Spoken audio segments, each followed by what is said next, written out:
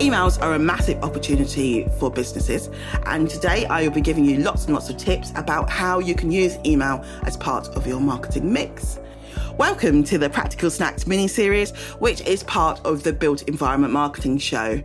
Each week over August, I am releasing 10-minute short episodes packed with practical tips, which will help you to supercharge your marketing for the coming months. I am your host, Ayo Abbas, and I'm a marketing consultant and I run my own company called Abbas Marketing. Head to www.abbasmarketing.com to find out more about what I do.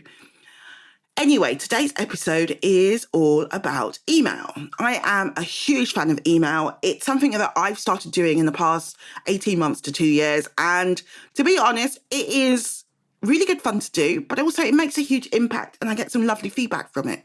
So that's why I wanted to focus on it more, because I don't think it's an area that built environment firms necessarily do, or even if they are doing it, they don't do it very well. So why should you be interested in email marketing? First up, let's start with some stats. So according to HubSpot in 2023, for every $1 that a firm spends on email marketing, their return on investment is $36. That is a huge amount of return for what is relatively a low-cost piece of work. Piece of marketing, actually. And for me, there is a huge opportunity for built environment firms because email marketing helps you to maintain client relationships and, most importantly, stay front of mind, which means that when they are looking to procure someone or work with someone, that you're there. Your name is on the tip of their tongue. It also helps you to showcase your expertise and talk about your work, your products, your process, your beliefs, all of those things. You can get all of that out. And most importantly, you get it out directly to somebody. There are no algorithms involved, no worrying about the Instagram algorithm or what's going on. It's so much about write directly to somebody in their inbox and it lands. How nice and refreshing is that? And it's also a great way for you to promote what you do. So for me, it is a no-brainer and more built environment firms should be using it. So in terms of newsletters and emails, I think they are kind of interchangeable. And I kind of see it as two things. So newsletters I see as more of that kind of news-led, lots and lots of stories, more highly designed, more of a template, more colours, more images, all of that kind of stuff. So a bit more of a production.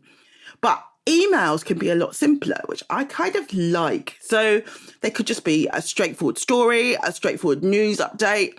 It could be, quite simple and text-based rather than lots and lots of images.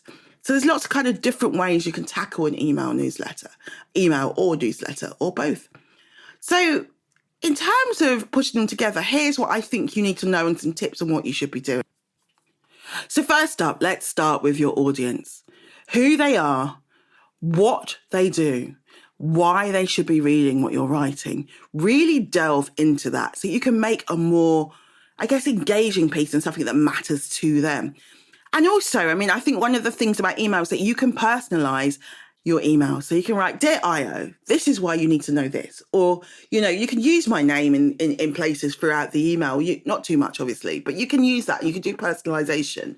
And that's all about how you set up your email list in the first place.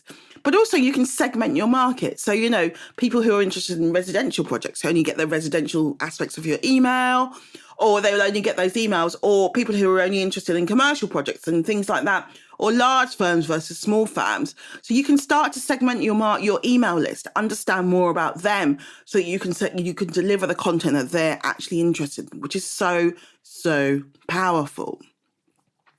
And I think the other thing that you need to consider when you're developing your email is the subject line.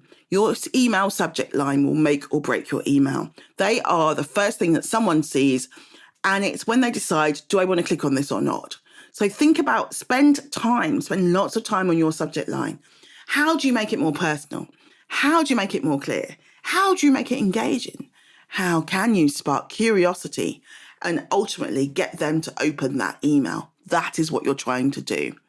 I like to use a tool called Headliner by CoSchedule, and I can test out different email subject lines, and it gives me suggestions on how I could improve it and the likelihood of it to be opened, which I find really, really useful. So I think I used to kind of try and target about above 80% in terms of open. And that would be what I would do. I'd use that tool and keep finessing that subject line until I found a way to make it more engaging and appealing. And I think when it comes to writing your actual email, make sure that you lead with value. When I write a piece of content, particularly for my clients, I have a little thing at the start where I write my aims and my goals. What do I want people to take away from this piece? And then throughout anything I write, I ask myself the question, is this useful? Is it practical? And I try and make sure that what I write covers that and does that.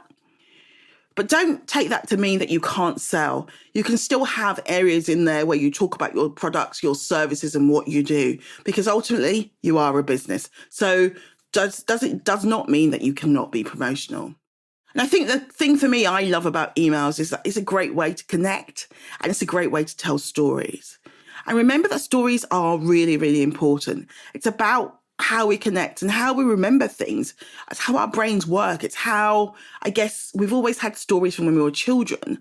And I think it's really important that we kind of find a way to bring that kind of narrative and that kind of storytelling into what we write. It's how we will connect. It's how we can be remembered. I actually did a whole session on this for Archetypes Future Fest last year with Nikita Morel. So I'll put a link into that so you can watch the replay in the show notes. That's really, really useful if you're looking to get more inspired about how you can tell the stories for your practice and your work. And I think the other thing you kind of need to think about is the benefits and the outcomes that, your reader will get. So from what you're sharing, use the word you. How do you connect with them? Make sure that you use that and you talk about the outcomes and the benefits of whatever you're talking about in that email. And next up is your call to action. What do you want people to do? What do you want the reader to do next? What sort of response? Do you want them to click here? Do you want them to write back to you? Do you want them to click a link and end up on your website? Do you want them to buy something? Think about what that call to action is. What is that next step? It's so, so important that you signpost the reader as to what you want them to do. If you don't ask, you don't get. So I think that's something that we often overlook, but actually it's about engagement. It's not a one-way broadcast. It's about two-way connection. So think about what you really want them to do next. Where are you taking this conversation? And once your email's been sent, the other thing you need to think about is measurement. Make sure that you keep a record of your open rates, how many people click through, what's really popular when you write your newsletters. All of that data and all of that information will be available in your email platform. And it's a great way to review it every quarter, just to understand, actually what's working and what's not, what's actually engaging my audience, what do they want to hear more of. And you can do things like look at your click-through rates for certain articles. When you talk about your services, you can actually go back and look who's clicked to find out more. Could they be potential leads for you? Could they be people you follow up with?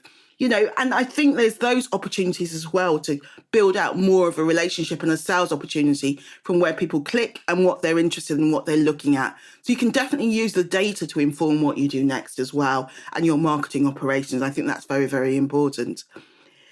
Anyway, I hope you found today's episode useful. I'd love to hear more about how you are using email in your marketing. And if this has inspired you to do something, to take this forward and try something out new. I do offer a one-to-one service, a coaching power hour on email newsletters. So if you want to delve into this more, you can definitely pop me a line at ayo@abbasmarketing.com and we can set something up.